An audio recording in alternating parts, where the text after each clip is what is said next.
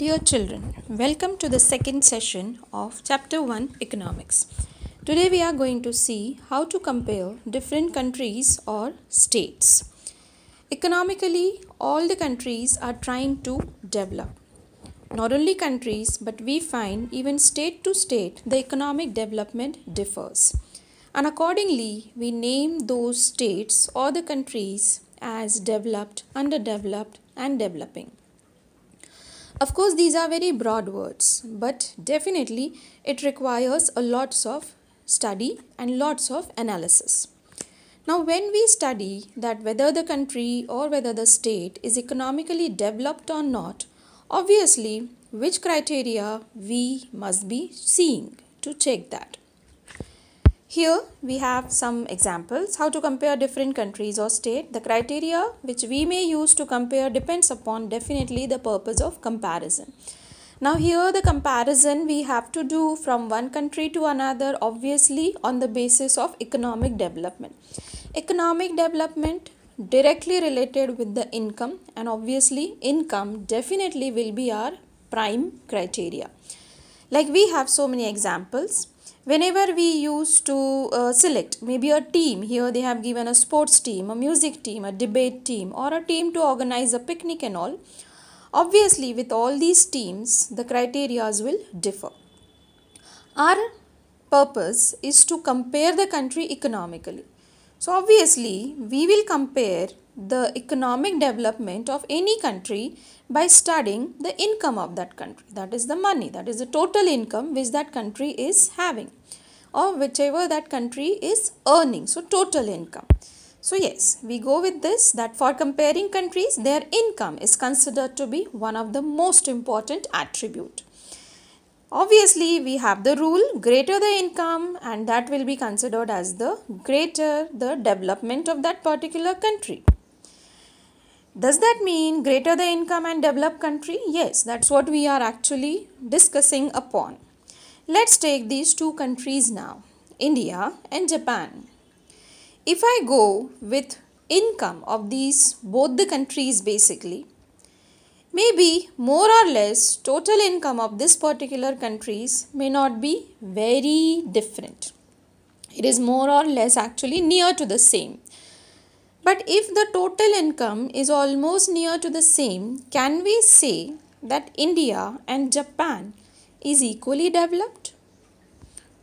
Obviously, no. Because a big difference which you have, that is the size of India, the population of India, resources available in India, the technological development in India, it matters a lot. And how many people are using that amount of money also matters a lot. Whereas Japan, the size of Japan is very small, the population of Japan is very small. So there we can easily see, or here we can easily see, less number of people earning more, whereas in India, more number of people are earning less. So it means total income cannot be the indicator basically to compare any country economically. We cannot compare the countries only on the basis of total income. So then what should be the measure?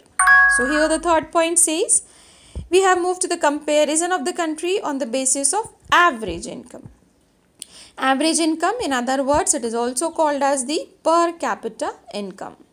Now, how do we calculate the average income? We calculate the average income in the following form.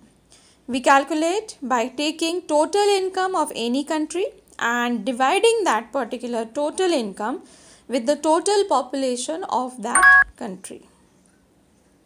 It means here you are getting both the things clear.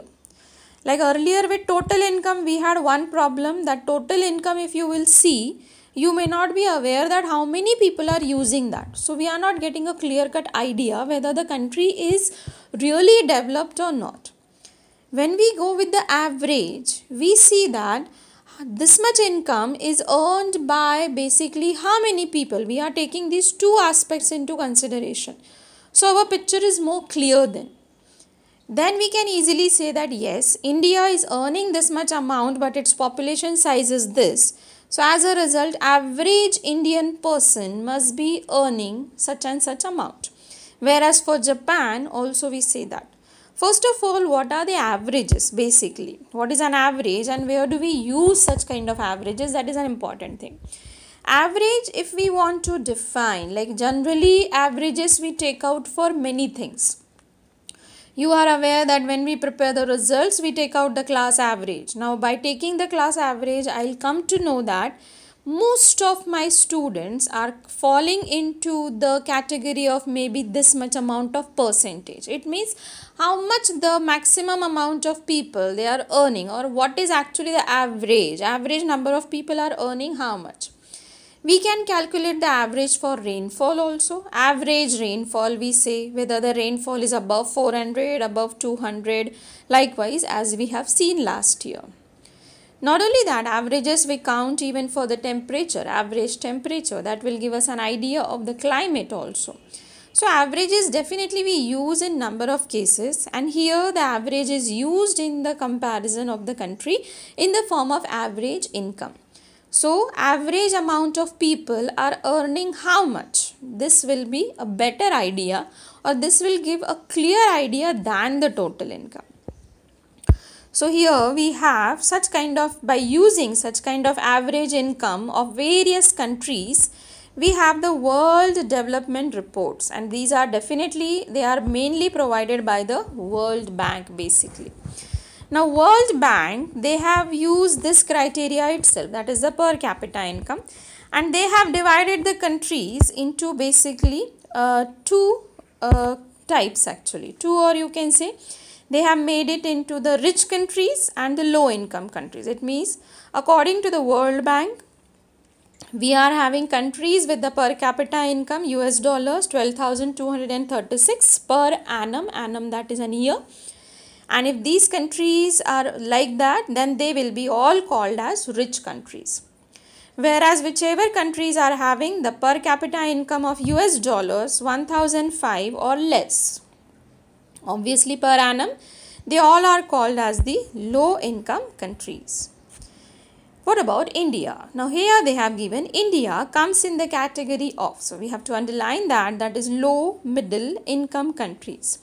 We are actually not in the rich, we are not in the lower, we are in the lower middle. There is a middle class also, and in the middle class also we are not in the upper middle class, we are in the lower middle class. So it is low middle income countries.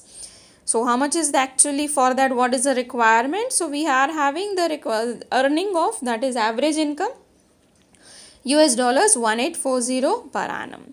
So yes, according to the World Bank, this is actually the division of the countries, and they have done the comparison by purely using the average income. So here let's see how the average income works.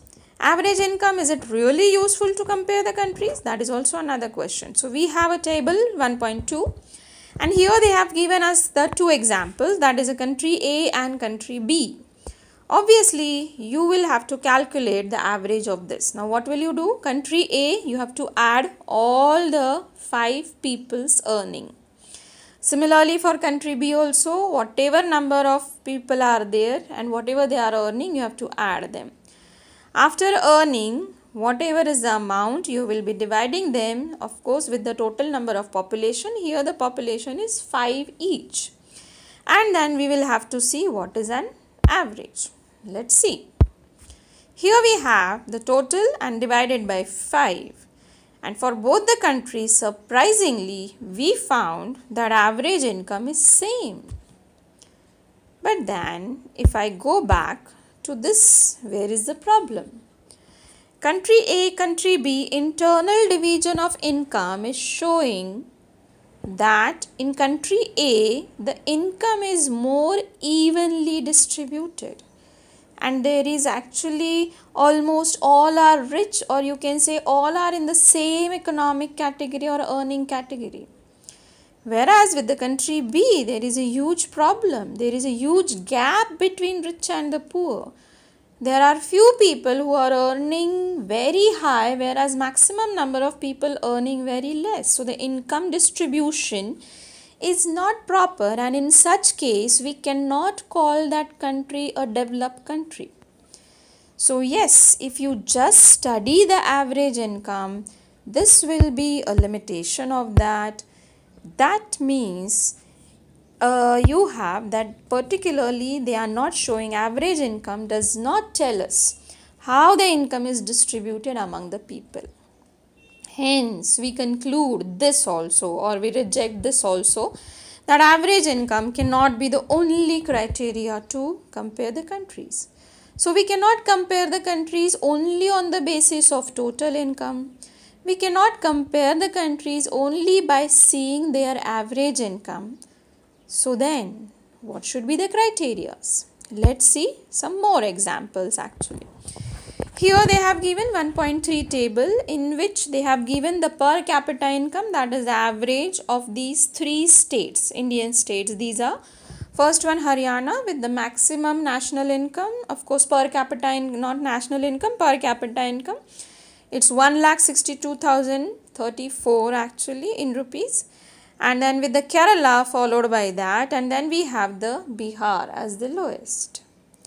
Now which state is developed? Obviously we have Haryana. Why? We have a simple answer for that, that it is having the highest income. Let's see something more. Here they have given the comparative data on some few more things about these Haryana, Kerala and the Bihar. If you will see, there are some terminologies they have used. Let's see. First of all, the first column says infant mortality rate. Infant mortality rate, infant, basically how the infant is defined. A child who is less than 1 year, or you can say up to 1 year. Mortality, the death rate definitely. So in any country, if you have more number of children, and that to infant, not exactly in children, but the infant, if they are having mortality rates of infant is more, then definitely that country may not be called as, or will not be termed as, the developed country basically. You have another thing, literacy rate. Literacy rate definition last year you all have studied in your last chapter. That is a person aged above 7 years and the one who can read, write and understand in any language, of course, that he is called as a literate. So yes, literacy rates also matters a lot to decide any country as the developed country. We have one more criteria here given, that is the net attendance ratio. Net attendance ratio they have given here in the box, and they have given the definition. Of course, they say that total number of children which is in the age group of 14 to 15, that means up to your 10th standard basically. So how many children till here are attending the schools and all. So even this percentage, this data also matters a lot. Even net attendance ratio also, it means how many children are accessible to the educational standards, even that matters a lot. So likewise we have these three criteria and the comparison of the three states on this. We have Haryana with the infant mortality rate 36, Kerala with 12, Bihar with 42. Literacy rates 82 in Haryana, 94 in Kerala, whereas Bihar 62. And net attendance ratio, you have Haryana 61%, Kerala 83, whereas Bihar 43. After studying this, obviously the question comes, so now which state according to us is developed? I think if we give the answer Kerala, that will be more justified. Because income cannot be the only criteria in the absence of all other things which we have seen in case of Haryana, which was not there. But Kerala, because other than income, it is having so many things other developed also. So yes, Kerala is more developed than the Haryana and other things. So here we can conclude with this, that income or anything, development of a country cannot be compared only by income. It might be having, or which we will be seeing, or it is having three major attributes at least, that we can compare the countries, the states and other things by studying the income, the education and the health. So these are the various types of attributes on which the development of a country is decided. In this term only we have a section called as public facilities. In the public facilities, these are all the governmental facilities which we have. Basic facilities basically. So basic facilities in which you have so many things: railways, electricity, water, health is there, postal is there, security, education, airways, roads, sewage, gardens and all. Obviously, wherever these and more public facilities are available, we call those areas also developed. And wherever the electricity is not there, water supply is not there, roads are not there, we call those regions are underdeveloped. It's not only the income we are seeing of that region, we are seeing even the public facilities. So we don't only need the money actually, there are some various facilities also, there are various aspects also, security is also there which is needed, and that will decide the country's development.